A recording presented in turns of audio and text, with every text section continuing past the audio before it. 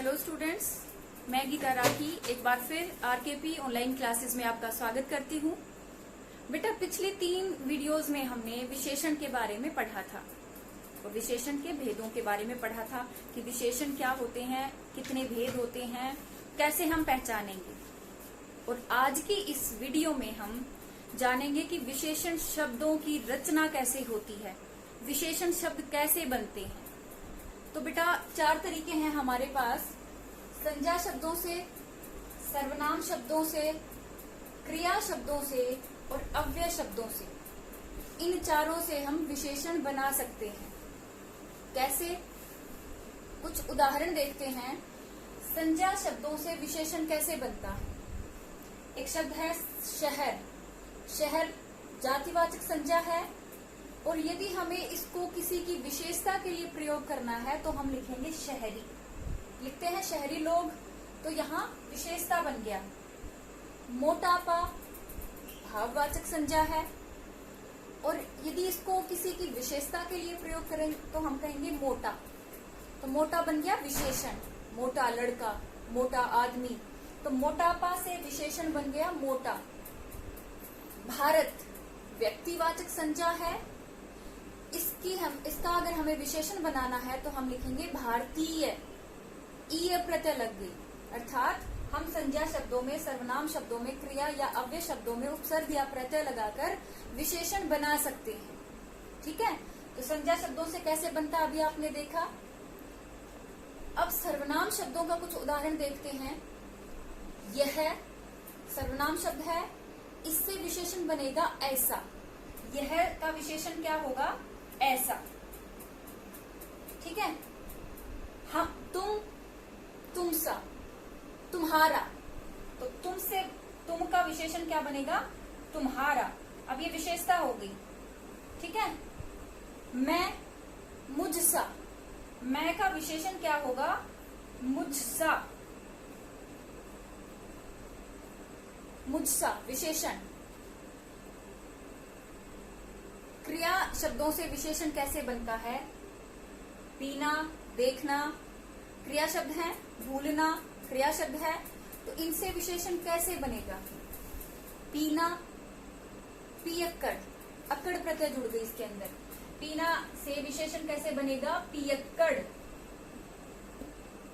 ठीक है, देखना दिखावटी, देखना से विशेषण क्या बनेगा? दिखावटी। हो गया ये विशेषण दिखावटी। इसी प्रकार भूलना से भुलक्कड़ हो जाएगा। तो हमने जाना कि क्रिया शब्दों से भी हम विशेषण बना सकते हैं। अव्यय शब्दों से, अव्यय क्या होते हैं? जिनमें लिंग वचन काल कारक के अनुसार कोई परिवर्तन ना हो। क्रिया विशेषण संबंध बोधक, समुच्चय बोधक, विस्मयादि बोधक और निपात। तो इन अव्यय शब्दों से भी हम विशेषण बना सकते हैं। जैसे ऊपर क्रिया विशेषण है, अव्यय है, इससे विशेषण क्या बनेगा? ऊपरी। क्या बनेगा? ऊपरी। ऊपरी कमरे में, ऊपरी विशेषण बन गया, वो विशेषता बता रहा है। पीछे पिछला, पीछे से विशेषण क्या होगा? पिछला। यानी अब ये विशेषता बताएगा संज्ञा सर्वनाम की। पिछला लड़का, पिछला घर। भीतर अव्यय है, भीतरी विशेषण बन गया।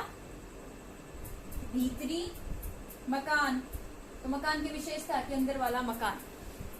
ठीक है, तो इस प्रकार हमने जाना कि विशेषण शब्दों की रचना कैसे होती है। संज्ञा शब्दों से हम विशेषण बना सकते हैं, सर्वनाम शब्दों से हम विशेषण बना सकते हैं, क्रिया शब्दों से बना सकते हैं और अव्यय शब्दों से हम विशेषण बना सकते हैं। ठीक है, अब बेटा इसके बाद एक चीज और है जो हम पढ़ेंगे कि विशेषण की अवस्थाएं। विशेषण की अवस्थाएं तो वो 3 प्रकार की होती हैं। विशेषण की अवस्थाएं हिंदी भाषा में 3 अवस्थाएं होती हैं।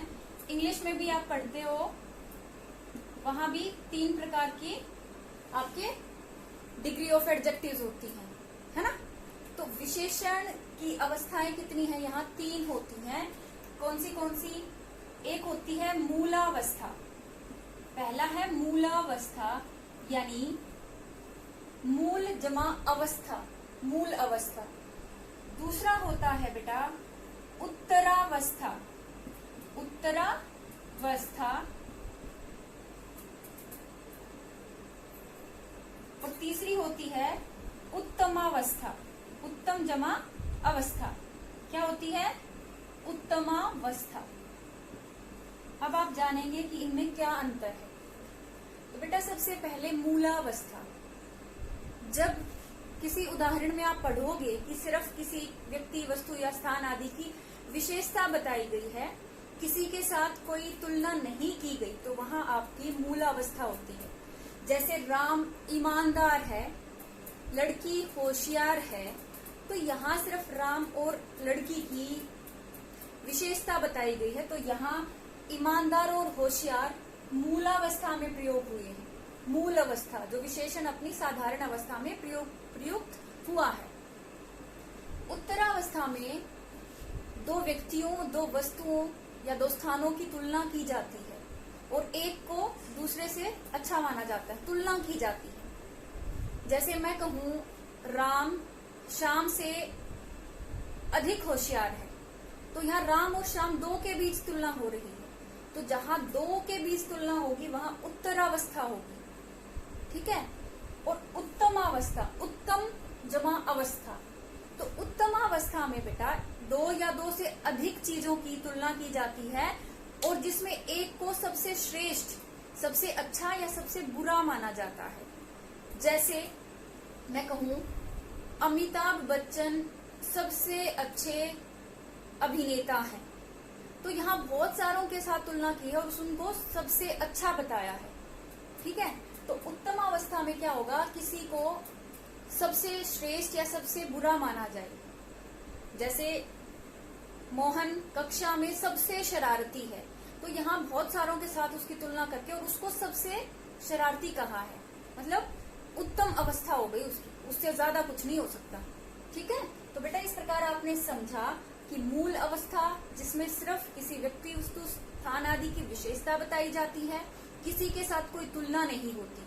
उत्तरावस्था में दो व्यक्तियों, दो वस्तुओं या दो स्थानों के बीच तुलना की जाती है और उत्तमावस्था में तुलना की जाती है बहुत सारी, दो या दो से अधिक व्यक्ति वस्तुओं के बीच और एक को सबसे अच्छा या सबसे बुरा बताया जाता है।